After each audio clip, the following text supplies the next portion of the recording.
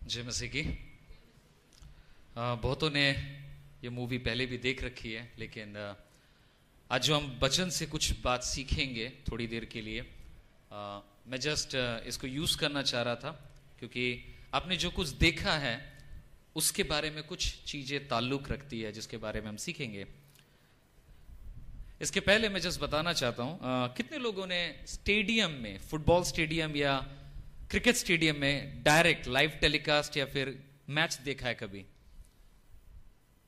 Direct आप stadium में रह के देखे हैं मैच? Okay, good.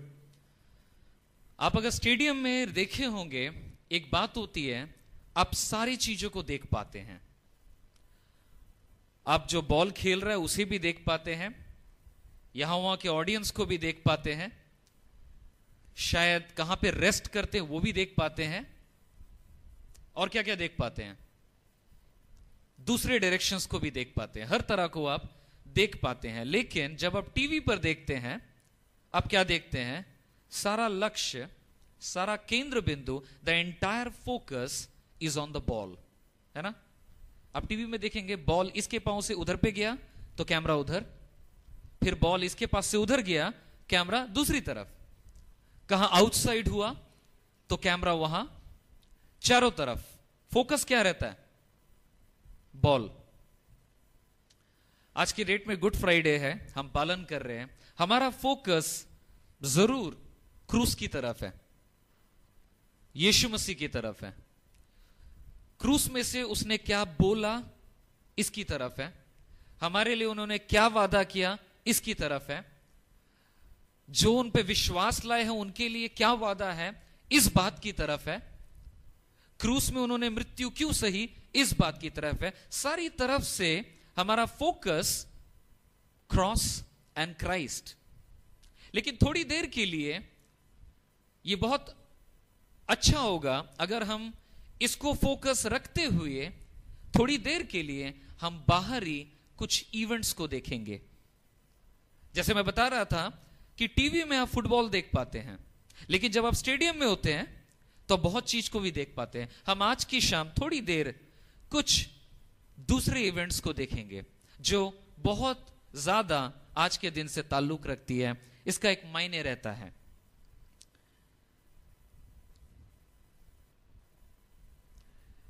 हम मत्ती में देखेंगे, मैथ्यू चैप्टर 27 वर्सेस 15 to 26। आज जो घटना हमने देखा इस मूवी में, जो क्लिपिंग देखा, उसमें से ही यहां पे जो हम वचन पढ़ेंगे वहां से लिया गया। It's all taken from those particular texts. आपने देखा कुछ बातों को कि that before Jesus was betrayed, on the night Jesus was betrayed, Jesus had 6 different court appearance. Yeshu Masih को 6 बार कोर्ट अपीयरेंस समझते हैं हम लोग, बोलते हैं कि जानो हाजिरा, हम लोग बोलते हैं ना हाजिरा है। यीशु मसीह को करीब 6 बार हाजिरा देना पड़ा था, अलग अलग जगह। पहली बार एनास के पास, अगर आप बाइबल पढ़ेंगे जॉन में 18 चैप्टर में लिखा हुआ है, एनास जो हाई प्रीस्ट हुआ करता था, प्रधान पंडित जो था, उसके बारे में है। उसने यह काम किया था कि उसने बहुत सारे एविडेंस या खोज करने की कोशिश की जिसके द्वारा यीशु मसीह को वो खंडन कर सके। ये पहला पेशगी हुआ, hearing. Second, the second trial before Caiaphas, John 18:24 में हम पाते हैं कि उस समय का करंट हाई प्रीस्ट, प्रधान पंडित, उसके पास लेके जाया गया, जहां पर वो 2 झूठे गवाह लाया यीशु मसीह को खिलाफ, उसको दोषी प्रमाणित करने के लिए। दोनों में कोई एग्री नहीं कर सका, लेकिन कैफस ने यीशु मसीह को पिटवाने का या मारने का आज्ञा दिया। ये दूसरी बार कोर्ट में हियरिंग। तीसरी बार before the council of the elders of Sanhedrin. Sanhedrin का मतलब है supreme court of Israel. Israel का जो सुप्रीम कोर्ट है, आज के डेट में हम लोग सुप्रीम कोर्ट जानते हैं, हाई कोर्ट के भी ऊपर होता है। ऐसे एक कोर्ट में यीशु मसीह को बुलाया गया और उससे पूछा गया, क्या तुम सचमुच ईश्वर पुत्र हो? यीशु ने कहा, हां मैं हूं। आपने सुना, यीशु बता रहे थे। और उस कोर्ट ने उनको कंडेम किया। किस चीज का गुनाह? ब्लास्फेमी। ब्लास्फेमी का मतलब है हिंदी में ईश्वर निंदा। वो अपने आप को ईश्वर बोल रहा है, ये वो ईश्वर का निंदा कर रहा है। वो लोग सोच रहे ये तो ईश्वर नहीं है, तो ये ईश्वर क्यों बोल रहे अपने आप को? यह उसका दंड था और यह उसका गुनाह था। इसके चलते उसके ऊपर एक खंडन लाया गया। चौथी बार Jesus first time before Pilate, जो आदमी दिखा रहे थे सफेद कपड़ा में जिसने ऊपर से एक ऑर्डर फेंका, he was pilot, Pontius pilot, पिलातूस। पिलातूस एक रोमन गवर्नर या फिर बोल सकते हैं राज्यपाल था उस समय का। सीजर जो उसके ऊपर था वो सीजर को रिपोर्ट करता था। यरूशलेम में एक बड़ा जो पासओवर का फेस्टिवल चल रहा था और यहां पर इसके सामने लोग, आपने देखा कि यीशु मसीह को लाया गया एक फैसले के लिए। चौथी बार हुआ। पांचवी बार पिलातुस ने जब सुना कि ये गलील का है, ही इज फ्रॉम गैलिली, उसने बोला आप इसको वापस भेज दीजिए गैलिली में राजा हेरोद के पास। जब आपने देखा हेरोद उसको कपड़ा पहना रहा है ना, उसके पास भेज दिया, क्योंकि पिलातुस को लगा कि इसने कुछ किया नहीं है, मैं अपना अवॉइड करता हूं। उसको हेरोदस के पास भेज दिया। हेरोद ने थोड़ी देर बात की, उसके बाद उसको बोला कि तुम कुछ जादू करो, कुछ मिरेकल करो, कुछ चमत्कार करो, मैंने सुना है तुम बड़े बड़े चमत्कार करते हो। यीशु शांत रहे, कुछ नहीं किया। उसे हटा दिया गया, मारने के लिए भेज दिया गया। पांचवी बार हियरिंग हुई कोर्ट में। छठी बार फिर से उसको बोला इसको पिलातुस के पास लेके जाया जाए। और जब पासओवर या निस्तार पर्व का जो फेस्टिवल चल रहा था उस समय उसको वहां पर लाया गया।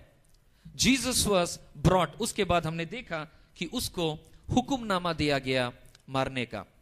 कुछ पद पढ़ेंगे हम, यहीं से हमारा आज का कहानी थोड़ा सा शुरू होगा। मैंने बोला है मैं आप लोगों को दो घटना बताऊंगा जो हमारे केंद्र बिंदु से थोड़ा हटकर, इसका मतलब मैं एक स्टेडियम वाला व्यू देना चाहता हूं आपको आज की शाम।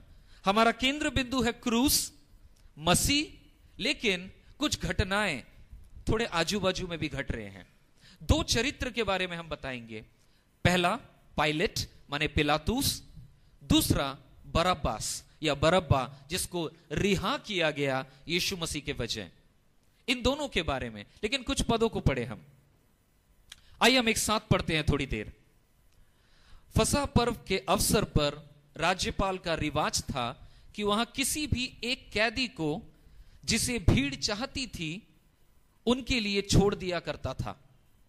उसी समय बरब्बा नाम का एक बदनाम कैदी वहां था। सो जब भीड़ आ जुटी तो पिलातुस ने उससे पूछा, तुम क्या चाहते हो, मैं तुम्हारे लिए किसे छोड़ूं, बरब्बा को या यीशु को जो मसीह कहलाता है। पिलातुस जानता था कि उन्होंने उस डाह के कारण पकड़वाया है। पिलातुस अब न्याय के आसन पर बैठा था तो उसकी पत्नी ने उसके पास एक संदेश भेजा। किसकी पत्नी ने? पिलातुस, पायलट जो ऑफिसर था, उसकी वाइफ ने। उस सीधे सच्चे मनुष्य के साथ कुछ मत कर बैठना, मैंने उसके बारे में एक सपना देखा है जिससे आज सारे दिन मैं बेचैन रही। उसकी पत्नी ने, जो पिलातुस जो ऑफिसर था, उसकी वाइफ भी एक सूचना भेजी कि उस भले अच्छे मानुस को कुछ मत करना। Do not have anything to do with that innocent man, for I have suffered a great deal today in a dream. मैं अपने सपने में, एक बुरा सपना जैसा बोल सकते हैं, वो तकलीफ पाई बहुत ज्यादा। इसके बारे में उसने अपने पति को कहलवा भेजा। हम पिलातुस के बारे में देखेंगे। पायलट वो सफेद पोशाक वाला आदमी। पायलट कौन था? पायलट जिसको हम बोलते हैं गवर्नर, एक गवर्नमेंट ऑफिशियल था, एक गवर्नमेंट ऑफिसर था जो तकरीबन एडी 26 जिसको हम बोलते हैं ईसा के बाद, जो what do you call that, anno domini, after death. Hindi में क्या बोलते हैं मुझे यकीन से पता नहीं है। ईसा पूर्व ये बातें आपने सुनी हैं। एडी 26 में यह गवर्नर था, ऑफिसर था। और करीब बोल सकते हैं 27 साल की उम्र में वह इस पोजीशन में आया था। मैं कुछ बातें बता रहा हूं, ये बहुत जरूरी है, आप उस समय का हालात को समझ पाएंगे कि क्यों उसने यीशु को मरवाया। 26 साल की उम्र थी, वो उस पोजीशन में आया था। करीब 10 साल हिस्ट्री बताती है कि 10 साल उसने उस पोजीशन में काम किया। इसका मतलब जब यीशु मसीह को उसके सामने लाया गया, वह 37 या 37 वर्ष का था और यीशु मसीह के काम को वो देख चुका था। 37। बताया जाता है कि बहुत ही क्रूर आदमी था। कैसा आदमी था पिलातुस? बहुत ही क्रूर आदमी था। यहां पे बताया जाता है, एक लेटर है यहां पे हेरोड अग्रिपा का, क्या बोलता है? Pilot is called, second line से, अनबेंडिंग रेकलेसली हार्ड, एक बहुत ही ना झुकने वाला, एक लापरवाह सख्त आदमी। He was a man of notorious reputation, एक बहुत ही बदनाम प्रवृत्ति का आदमी था। ब्रूटैलिटी, बहुत ही जालिम था। उसके अंदर सैवेज, जंगलीपना था। वो बहुत ही वायलेंट था, बहुत ही खूंखार था, मर्डर करने वाला था। Pilot was a harden Roman official. ये पायलट का परिचय है। बहुत ही क्रूर आदमी, बहुत ही जालिम आदमी, बहुत ही खराब आदमी। एक कांस्टेंट समस्या चल रही थी रोमियो साम्राज्य में। यहूदी पिलातुस को पसंद नहीं करते थे। जितने यहूदी उसके पास यीशु मसीह को लाए, ये यहूदी लोग पिलातुस को पसंद नहीं करते थे, क्योंकि वो बहुत जालिम था।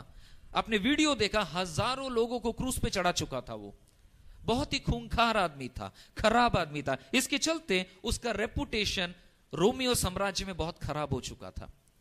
बहुत ही खराब परिस्थिति था। और कुछ भी अगर हो जाए, अगर और एक गलती अगर हो जाए, शायद वह अपने अफसरी के पोजीशन से बाहर निकल जाता। यह हालात को समझिए थोड़ा मेरे साथ। उसका हालात ऐसा है कि वह क्रूर आदमी है, खराब आदमी है और बहुत ही जालिम आदमी है। यह चीज प्रचार हो चुका है, सारा रोम जानता है। अभी ऐसी हालत में अगर वह कोई भी गलती करता है रोमी निवासियों के खिलाफ, शायद उसको अपने पोजीशन से हाथ धोना पड़े। एक सरकारी ऑफिसर, आप समझ पा रहे हैं उसका प्रेशर है यहां पे। इतने में क्या होता है, लोग उसको यीशु मसीह को लाते हैं। कौन लोग लाते हैं? धर्म के बड़े बड़े नेता, बड़े बड़े नेता। इनको इनका मान था, सम्मान था। और एक बहुत बड़ा लोगों का भीड़, सब मांग कर रहे हैं उससे, सजा दो, सजा दो, यीशु मसीह को क्रूस पे चढ़ाओ, इसे दंड दिया जाए। You know what is happening? If this guy, उसके पास दो ही चॉइस है। उसके पास दो चॉइस है। पिलातुस के पास सिर्फ कितने चॉइस है? दो चॉइस है। पहला चॉइस, वह यीशु मसीह का दंड, उसने बोला इसमें दंड देने लायक कुछ नहीं है। अगर वो इस बात पे अड़ा रहे तो यीशु को वो बरी कर दे, सिर्फ कुछ कोड़े देकर। अगर वो यीशु मसीह को छोड़ देता है तो क्या?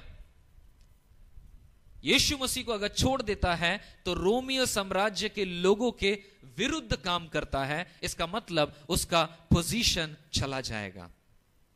आप उसके ऊपर प्रेशर को समझिए। और अगर वह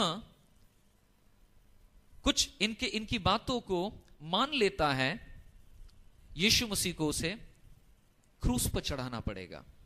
He have to give orders for crucifixion. आप उसका हालात देखिएगा कि रात को उसकी वाइफ को एक सपना भी आया कि उसने बोलवा के भेजा कि उसको मत मारना। आप पायलट का हालात को समझिए, पिलातुस के हालात को, कि वो जानता था यीशु गलत नहीं है। वह जानता था और वो चाहता था कि वो यीशु को छोड़ दे। उसने शायद कोशिश भी की थी कि वो यीशु को छोड़ दे। इसने बोला था हेरोद के पास लेके जाओ, वो सजा देगा तो देगा, मैं नहीं दूंगा। उसने चाहा यीशु को छोड़ना, उसने कोशिश किया यीशु को छोड़ने के बारे में, उसने सोचा इस बारे में, लेकिन उसने किया उसने उसके मौत का फरमान में साइन किया। यहूदी लोग उसको मार सकते थे, लेकिन उसको मारने का ऑर्डर एकमात्र रोमन गवर्नर के हाथ में था। अगर किसी भी उस कानून में अगर किसी को भी क्रूस में मारने की सजा दी जाती थी तो इसका डिक्लेरेशन या अप्रूवल रोमन गवर्नर या रोमियो राज्यपाल पिलातूस पोंटियस पायलट उसी का अधिकार था। और इस अधिकार के लिए लोगों ने उसके सामने चिल्लाया। उसने सोचा मैं छोड़ दूं, उसने सोचा, उसने चाहा, उसकी वाइफ ने भी चाहा, उसकी वाइफ से भी इंफॉर्मेशन मिला। कहने का मतलब है परमेश्वर ने उसे मौका दिया था जो सही है उसको करने का, उसको चाहत दिया था सही को करने का, उसकी वाइफ से भी इंफॉर्मेशन मिला सही को करने का, लेकिन उसने क्या किया? सही को नहीं किया। उसने हुक्मनामा जारी किया और यीशु मसीह को दंड का या मौत का आज्ञा दिया। इसके पहले कि हम पिलातूस की क्रूरता को और ज्यादा समझे या सोचे वो कितना बुरा आदमी था, थोड़ी देर हम थोड़ा सा सोचेंगे। मैं सोच रहा था इसके बारे में आज के दिन में, मैं सोच रहा था कि कई हद तक हम भी पिलातूस के जैसे हैं। शायद ये सुनने में खराब लगे, लेकिन बहुत समय पिलातूस के भांति हम भी सही जानते हैं। हम जानते हैं सही क्या है ना? बहुत समय हमें पता रहता है ये ठीक है। पिलातूस को पता था उसका दंड देने लायक, मौत देने लायक, सजा देने लायक गुनाह नहीं था। हम बहुत समय जानते हैं इन बातों को कि हमें क्या करना चाहिए। हम बोलते हैं हम यीशु मसीह के अनुयायी हैं। अनुयायी का मतलब उनके पीछे चलने वाले, फॉलोअर्स। यीशु मसीह के शिष्य बोल लीजिए, भक्त बोल लीजिए, उसके पीछे चलने वाले बोल लीजिए। हम बहुत समय ऐसा बोलते हैं, बट बहुत समय हम अनुसरण नहीं कर पाते हैं। पिलातूस का हालत, पिलातूस जानता है वो ठीक है, मौत पाने लायक नहीं है, क्योंकि मौत क्रिमिनल्स को दी जाती थी। यीशु मसीह का कोई क्राइम ही नहीं था, तो वो जानता था कि मेरा अधिकार नहीं है इन्हें मौत देने का। लेकिन वो जानते वक्त भी सच्चाई को, सही काम को वह नहीं कर पाया। मेरे साथ ऐसा कई बार हुआ है। मैं सच जानता हूं, सही जानता हूं, मुझे पता है कि मुझे यीशु के बारे में लोगों को बोलना है, लेकिन बहुत बार मैं कतराता हूं। मुझे पता है कि मुझे यीशु के वचन में चलना है, लेकिन मैं नहीं चल पाता हूं। बहुत समय हमें यह भी नहीं पता रहता यीशु का वचन कहता क्या है, पता नहीं।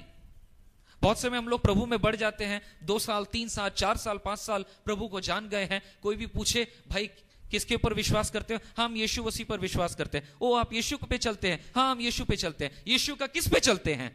हाँ यीशु के वचन पे चलते हैं। कौन सा वचन? वचन नहीं पता है। बहुत समय वचन नहीं पता है।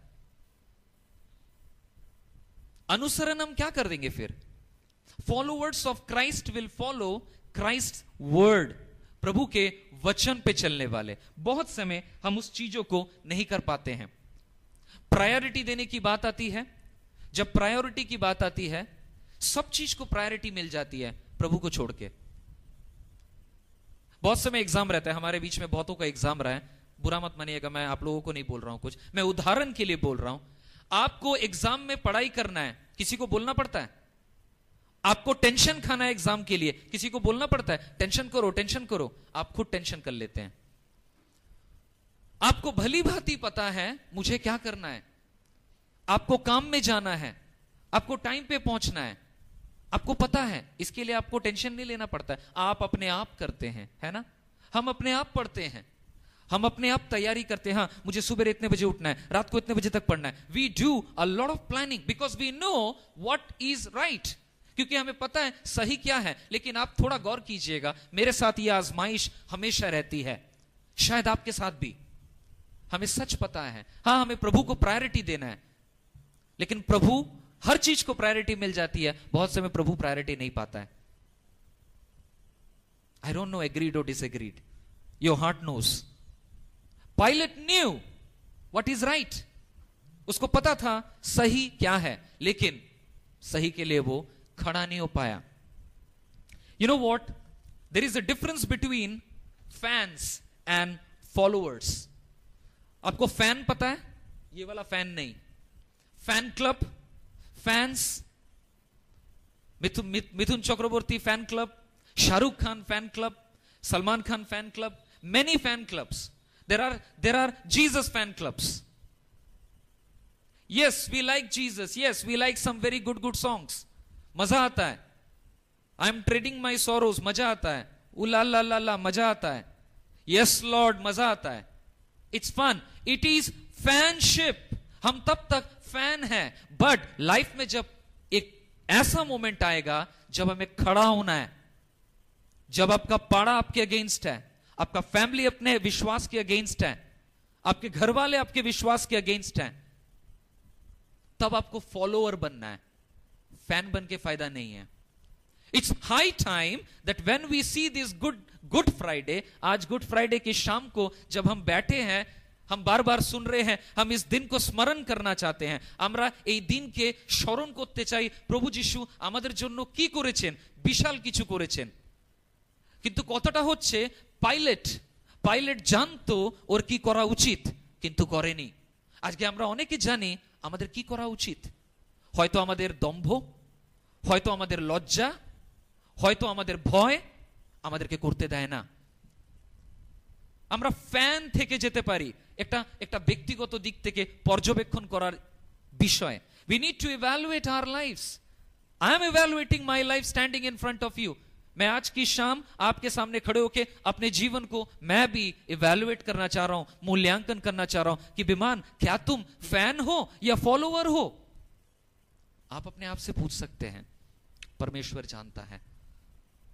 हम याद रखें, हमें फॉलोअर बनना है. अपनी बोलছেন अपनी যিশুকে ভালোবাসেন, इसको बोल रहे हैं यीशु के बारे में, उसको बोल रहे हैं यीशु के बारे में. एक टाइम आएगा आपको स्टैंड करना है. We need to stand. Pilate could not stand that day. पिलातूस खड़ा नहीं हो पाया अपनी सच्चाई के लिए. प्रभु ने मौका दिया था, उसके अंतरात्मा में इस बात को कचोटा था, but he was not able to. Good Friday मेरे को याद आता है, मेरी वाइफ एक दिन हमको एक ठो डिवोशन से पढ़ के सुनाई थी. शायद वो खुद भी भूल गई होगी. काफी साल पहले, करीब 5-6-7 साल पहले, एक चर्च, ऐसा ही एक चर्च था, बड़ा कि छोटा पता नहीं, वहां पे ऐसा ही गुड फ्राइडे का सभा चल रहा था. सभा में प्रचारक यीशु मसीह के कष्ट के बारे में बोल रहे हैं और उन्होंने उसको कोड़े दिए, ताड़ना दी. एक बच्ची थी, शायद गुडलू के हाइट की होगी या उम्र की होगी. वो चिल्ला उठी, नहीं मत मारिए उन्हें. सब लोग पीछे घूम के देखने लगे, क्या हो गया रे. सब लोग अचानक घूम के देखने लगे. उस बच्ची के लिए यह घटना बहुत दहलाने वाला था. The horror, the pain, the agony was so fresh. लेकिन बाकी लोग को कुछ नहीं हुआ. क्यों पता है? आदी हो गए हैं. हर साल गुड फ्राइडे आ रहा है. गुड फ्राइडे आबार আসবে, আবার আসছে বছর আবার হবে, তাই না? फिर आएगा गुड फ्राइडे, फिर आएगा गुड फ्राइडे. इम्यून हो गया. हाँ गुड फ्राइडे, हाँ पता हो यीशु मसीह का मरण दिवस है, आएंगे ठीक है, 4-5 गाना होगा, मैसेज सुनेंगे, घर चले जाएंगे. कोई फायदा नहीं है. गुड फ्राइडे मुझे स्मरण कराता है कि मैं पिलातूस ना बनूं.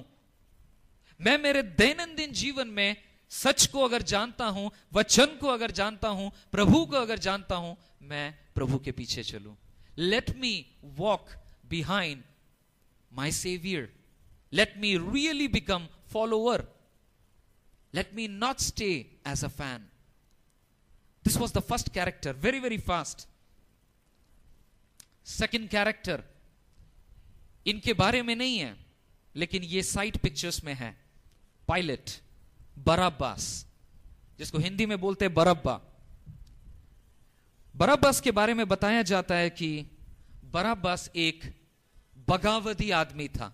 आपको पता है बगावत क्या मतलब है? The one which who is a देशद्रोही, जो अपने कंट्री का खिलाफ है. He was a criminal, he was a murderer. बहुत ही कुख्यात एक, बांग्लाয় बोलबो दागी आसामी. आप लोग सिनेमा में देखे होंगे पुराने, थोड़े दिन पहले, कुछ साल पहले ऐसा चलता था. आजकल इस तरह की मूवी नहीं बनती हैं. बट पहले दिखाता था पूरा म्यूजिक बज रहा है, सेंट्रल जेल, अंदर आप देखेंगे पूरा एकदम एक आदमी जंजीर लगा हुआ है, पूरा ऐसे ऐसे चल रहा है, बड़ा बड़ा सलाखों के साथ। याद कर पा रहे हैं कुछ? पूरा म्यूजिक आ रहा है, कैमरा चल रहा है। Just imagine with me a jail, and then उस जेल के अंदर दिखाता है अमरीश पुरी, इतना बड़ा बड़ा साइड लॉक्स कॉलम, या फिर गोगा कपूर, बड़े बड़े विलेन जो होते हैं हमारे, सब उसके पांव दबा रहे हैं, है ना, जेल का डॉन, सब उसके पांव दबा रहे हैं, कुछ लोग उसकी सेवा कर रहे हैं, उसका खाना लेके आ रहे हैं। Boss of the jail. Barabbas का रेपुटेशन वैसा था। यहां पे यह कैदी है बराब्बास, जिसके लिए ये लोग रिहाई मांग रहे हैं कि यीशु को मार दो, बराब्बास को छोड़ दो। हम थोड़े पदों को पढ़ लेते हैं, पता चलेगा। आइए मेरे साथ पढ़िए। किंतु प्रमुख याजकों और बुजुर्ग यहूदी नेताओं ने भीड़ को बहकाया, फुसलाया कि वहां पिलातुस से बरअब्बा को छोड़ने के और यीशु को मरवा डालने की मांग करे। 21 पद। उत्तर में राज्यपाल ने उनसे पूछा, मुझसे दोनों कैदियों में से तुम अपने लिए किसे छुड़वाना चाहते हो? याद आ रहा है मूवी में? उन्होंने उत्तर दिया, बरअब्बा को, उस कैदी को। 22 पद। तब पिलातुस ने उससे पूछा, तो मैं जो मसीह कहलाता है उस यीशु का क्या करूं? वे सब बोले, उसे क्रूस पे चढ़ा। यीशु जो मसीह कहलाता है, जीसस द मैसाया, मसीहा को कहां दो? क्रूस पे दो, और जो क्रिमिनल है उसको बरी कर दो। पिलातुस ने पूछा, 23 पद, क्यों? उसने क्या अपराध किया है? किंतु वे तो और अधिक चिल्लाए, उसे क्रूस पे चढ़ा दो। 24। पिलातुस ने देखा कि अब कोई लाभ नहीं, बल्कि दंगा भड़कने को है, सो उसने थोड़ा पानी लिया और भीड़ के सामने अपने हाथ धोए, वहां बोला, इस व्यक्ति के खून से मेरा कोई सरोकार नहीं है, यह तुम्हारा मामला है। I am washing my hands, আমি হাত ধুয়ে ফেললাম, আমার আর কোনো দোষ নেই, এই লোকটার রক্তের ভার তোমাদের মাথায় আসুক। পাইলট বলল, আমি হাত ধুয়ে ফেললাম। 25। उत्तर में सब लोगों ने कहा, उसकी मौत की जवाबदेही हम और हमारे बच्चे स्वीकार करते हैं, कि तार मृत्युर विचार हमारे ऊपर आसो, उसका विचार हमारे ऊपर है, हमारे बच्चों के ऊपर है, आप इसको दंड दीजिए। तब पिलातुस ने उनके लिए बरअब्बा को छोड़ दिया और यीशु को कोई कोड़े लगवाए और क्रूस पर चढ़ाने के लिए सौंप दिया। वचन बहुत साफ से बताता है क्या हुआ। यह सिचुएशन बैकफायर किया। पिलातुस ने क्या बोला, यार मैं डिसीजन तो ले नहीं पा रहा हूं, एक काम करता हूं, इनके ऊपर डिसीजन छोड़ देता हूं। किसको छुड़वाना चाहते हो? लोगों ने क्या डिसीजन लिया?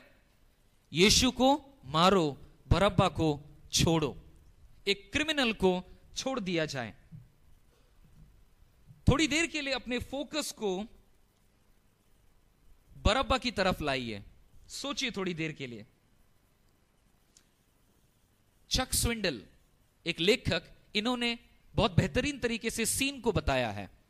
आइए हम पढ़ते हैं एक साथ। Having been convicted and condemned to die, the cell is most likely located in the fortress of Antonia in the city of Jerusalem. यहां पे कार्रवाई चल रही है, वहां पे फोर्ट के ऊपर जेल था, और वहां पे चिल्ला रहे हैं। From there, Barabbas probably hears the crowd crying for Jesus' blood. बरअब्बा को सुनाई दे रहा है, लोग यीशु मसीह के खिलाफ बात कर रहे हैं, चिल्ला रहे हैं। Mob was shouting, चिल्ला रहे हैं, बरअब्बास बरअब्बास, give us बरअब्बास, इस तरह सुन रहे हैं। They scream, Barabbas hears his name. Then the next thing he hears chills him to the bone. Crucify him. He knows he will soon be on his way to cross. Just कल्पना कीजिए, वो सुन रहा है बरअब्बास बरअब्बास, उसको सब कुछ सुनाई नहीं दे रहा है, वो सुन पा रहा है उसका नाम, और थोड़ी देर में वो सुन पाता है, क्रूस में चढ़ाओ, उसे क्रूस पे चढ़ाओ। उसने सोचना शुरू कर दिया, मुझे क्रूस पे चढ़ाने वाले हैं। उसने सोचना शुरू कर दिया, मेरा टाइम आ रहा है। अब उसका हड्डी कांपने लगा है, because he is hearing his name, और उसको सुनाई दे रहा है कि उसे मारा जाए। जस्ट इमेजिन कीजिए इस बारे में, सैनिक लोग बरअब्बास के जेल की तरफ जा रहे हैं। थोड़ा कल्पना कीजिए क्या हालत होता है। रिसेंटली हम लोग बहुत सारे आतंकवादियों का फांसी के बारे में सुने, सजा दिया गया। I am just trying to imagine, हमारे चैनल्स बहुत ही ड्रामेटिकली प्रेजेंट करते हैं और पूरा कार्टून बना के, एनिमेशन बना के उसकी जेल की तरफ जा रहे हैं। मरने से पहले उसने ये खाया, वो पहना, ये किया, वो किया, बहुत सारा। सैनिक यहां भी जा रहे हैं जेल की तरफ, बरअब्बास की तरफ, उसको लेने के लिए। उसका शायद सिहरन हो रहा है, वो सोच भी नहीं पा रहा है मेरे साथ अब क्या होने वाला है, बट ये समझ गया मेरा टाइम आ गया, मैं मरने वाला हूं। उसके पास पहुंचने के बाद किसी सैनिक ने उसे क्या बोला कि अरे भाई तुम तो बधाई हो, तुमको नहीं मारा जा रहा, यीशु को मारा जा रहा है, तुम बरी हो रहे हो। किसी ने बोला? नहीं बोला, क्योंकि कोई उसे पसंद नहीं करता था। लेकिन इनकी हालात ऐसी थी कि वो इसको पसंद ना करने के बावजूद भी यीशु को नहीं रिहा करेंगे, उसे रिहा करेंगे। लेकिन वो पसंद नहीं करते हैं, वो उसे कुछ बोल नहीं रहे। वो बाहर आ गया। मेरे अंदर बहुत सारे सवाल आते हैं। बरअब्बास ने क्या यीशु को खोजा? उसके बाद क्या बरअब्बास को पता चला कि यीशु मसीह अपना क्रूस लेके मार्च कर रहे हैं? क्या वो ढूंढते हुए आया कि वो कौन आदमी है जो मेरा सजा लेके क्रूस पे जा रहा है, मैं भी उसके पीछे पीछे उसको देखने के लिए जाऊं? क्या बरअब्बास को पता चला कि क्या घटना घट रहा है? बरअब्बास को क्या यह पता चला कि यीशु मसीह मरने के बाद पुनरुत्थान हो गए फिर से? मुझे नहीं मालूम बरअब्बास को क्या पता चला, लेकिन सिर्फ हिस्ट्री में एक बार इस नाम का उल्लेख किया गया है बाइबल में। उसके बाद इसके बारे में कोई जिक्र नहीं है। एक कौतूहल आता है हमारे मन में, intrigue comes to my heart about Barabbas, and I feel, और आज की शाम में यह भी फील करता हूं, कई बार, बहुत बार शायद हम बरअब्बास के समान भी हैं। कहा जाता है, बाइबल बताती है हम सब पापी हैं। आज बरअब्बास क्या था? पापी। आप बोलेंगे उसका क्राइम तो बहुत ज्यादा बड़ा था, हम लोग इतने बड़े पापी नहीं हैं। लेकिन बाइबल बताती है all have sinned and fallen short of the glory of the lord, और हम हर एक ने पाप किया है और ईश्वर के गौरव से गिर गए हैं। সকলে পাপ করেছে, ঈশ্বরের গৌরব থেকে বিচ্ছিন্ন হয়েছে। एवरीवन इज पापी। और उस समय यह भी कैपिटल ऑफेंस था। बाइबल बताती है wages of sin is death, पापेर वेतन मृत्यु। ईश्वर वह मृत्यु हम डिजर्व करते हैं। हमने कई बार ईश्वर को अस्वीकार किया हमारे जीवन में काम करने के लिए, हमने पाप किया है। हमने कई बार ईश्वर के बताए रास्ते पर जानते हुए अस्वीकार किया है, हम पापी हैं। बरअब्बास भी पापी था। मैं गलत नहीं होऊंगा अगर मैं अपने आप को बरअब्बास के हालात से तुलना करूं। वो पापी था, उसे क्रूस पे मरना था। मैं पापी हूं, हम पापी हैं, हमें भी दंड मिलना चाहिए था, हमें भी दंड पाने का पूरा बनता है। लेकिन क्या चॉइस था वहां पे? वहां पे हालात क्या था? आज जब गुड फ्राइडे के बारे में आप और हम सोचते हैं, ये सोचवाता है मुझे कि बरअब्बास को लोग मानते हैं, कई लोग इस तरह से भी बिलीव करते हैं कि यीशु मसीह जिस क्रूस पर चढ़े वो क्रूस बरअब्बास को चढ़ना था। वो क्रूस एग्जैक्टली वाज मेड फॉर बरअब्बास।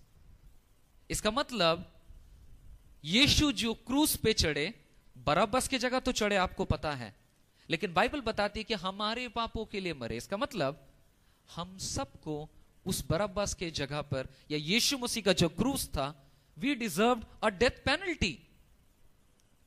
लेकिन परमेश्वर का यह प्लान, यह मंसूबा कि आज ये सारी चीजों से हमें उसने मुक्ति दिया। अब सोचिए थोड़ी देर के लिए इसको पढ़ते हुए।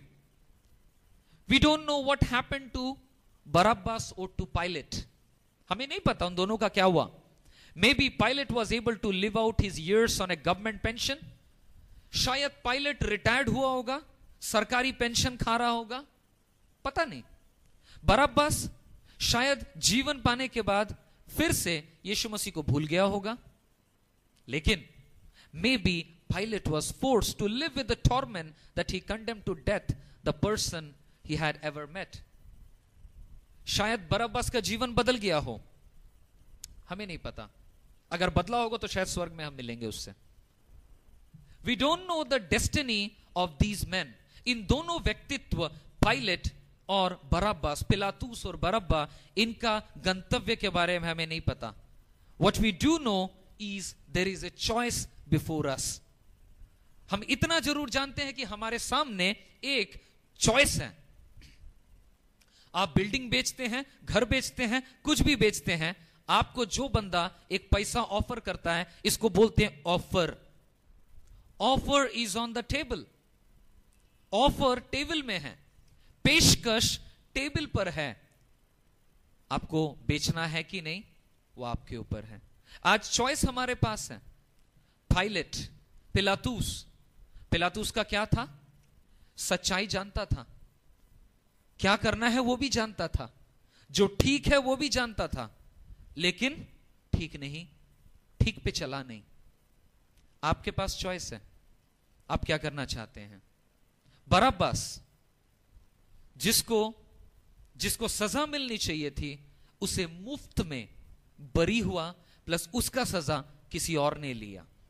आज आपके लिए, मेरे लिए हमारा दंड पाना था, हमारे लिए यीशु मसीह ने सजा लिया. আমাদের জন্য তিনি ক্রুশে প্রাণ দিয়েছেন. আর শুধু তাই নয়, it's a choice. Today it's a choice. Good Friday हमेशा एक चॉइस लेके आता है. इस रूम में शायद 2 या 3 तरह के लोग हैं. हम में से कुछ लोग हैं जो लोग काफी दिन से प्रभु को जानते हैं, कुछ सालों से जानते हैं. हमारे लिए ये चॉइस है कि क्या हम पिलातूस की तरह चलेंगे, या फिर क्या हम बरअब्बास की तरह, वो एक्नॉलेज नहीं किया था किसने मेरे लिए क्या किया, लेकिन क्या हम अंगीकार करेंगे, ये आपके लिए है. शायद एक और ग्रुप के लोग होंगे जो लोग प्रभु को जान रहे हैं, जर्नी में हैं. मैं उत्साह दूंगा, प्रभु को अपने जीवन में पूरी तरह इख्तियार दीजिए. उसका वचन को पढ़िए, उसके फॉलोअर बनिए, उसके फैन मत रहिए. और कुछ लोग होंगे जो शायद प्रभु के बारे में कुछ खास नहीं जानते. मैं आपसे गुजारिश करूंगा, रिक्वेस्ट करूंगा, आज के दिन आप अगर यहां पे आए हैं, ये आपका चॉइस नहीं है, ये परमेश्वर का इच्छा था, उनका मर्जी है, वो आपके जीवन में आना चाहते हैं. आपका चॉइस है. ऑफर ये है, will you let him enter into your life. क्या आप उसे अपना जीवन में प्रवेश देंगे, या आप अपने जीवन में अपने बेड़ियों को रखेंगे, उन्हें आने नहीं देंगे. ये आपके ऊपर है. मैं प्रार्थना करना चाहता हूं इस समय. मैं ब्रदर सुशील को बुलाऊंगा, वो हमारे क्लोजिंग प्रेयर करेंगे, लेकिन मैं प्रार्थना करना, हम में से सब खड़े हो सकते हैं. मैं प्रार्थना करूंगा जिन्होंने प्रभु को अपने जीवन में पूर्ण रीति से स्वीकार नहीं किया है, those of us who have not received Jesus in their life, আমাদের মধ্যে কেউ যদি প্রভু যিশুকে আমাদের জীবনে সম্পূর্ণ রূপে স্বীকার না করে থাকি, আমাদের কাছে সুযোগ আছে. हमारे पास ये सुयोग है. हम क्या बनना चाहते हैं, पायलट, बरअब्बा. ये बहुत बेहतरीन बात है. आज से कई सालों पहले ऐसा एक मैसेज मैंने जब सुना, मैंने अपने पापों को पहचाना. मैंने पहचाना कि मेरे पाप परमेश्वर के खिलाफ है, और मैं जानना चाहता था कि मेरे पापों का क्या होगा. स्वर्ग और नरक के बीच में कुछ नहीं है मेरे दोस्त, मेरे भाई. यीशु मसीह ने वादा किया है, मैं तुम्हें स्वर्ग लेके जाऊंगा. हमें वही वादा कर सकता है जो स्वर्गवासी है. वह पुनरुत्थित परमेश्वर है, खुद स्वर्ग में है. उसने दावा किया है, वो हमें लेके जा सकता है. जो कभी स्वर्ग गया नहीं, वो आपको कोई दावा नहीं कर सकता. आइए हम प्रार्थना करेंगे, प्रभु को हमारे जीवन में बुलाएंगे. मैं एक छोटी सी प्रार्थना करूंगा, इसके द्वारा आप प्रभु को ग्रहण कर सकते हैं. प्रभु यीशु, हम धन्यवाद देते हैं आपके बलिदान के लिए.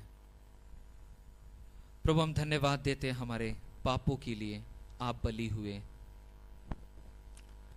प्रभु हम धन्यवाद देते हैं उन तमाम पापों के लिए जिसके लिए आपने हमें क्षमा दिया है. परमेश्वर, हम आपके बारे में सुने हैं प्रभु, जान रहे हैं प्रभु. हम स्वीकार करते हैं कि कई बार हम अपने जीवन को आपके लिए खुला नहीं करते, लेकिन इस शाम को प्रभु हम अपने जीवन के द्वार को, हमारे हृदय के द्वार को आपके लिए खोलते हैं। परमेश्वर, आप हमारे जीवन में आइए। परमेश्वर, हमारे जीवन को आप चलाइए। प्रभु जी, धन्यवाद देते हैं आपके प्रेम के लिए। प्रभु, आपके प्रेम में हमें बढ़ाइए। प्रभु जी, धन्यवाद देते अनंत जीवन के लिए। धन्यवाद देते हैं आपकी तमाम आशीषों के लिए। आज से आप हमारे जीवन को परिचालना दीजिए। प्रभु, धन्यवाद के साथ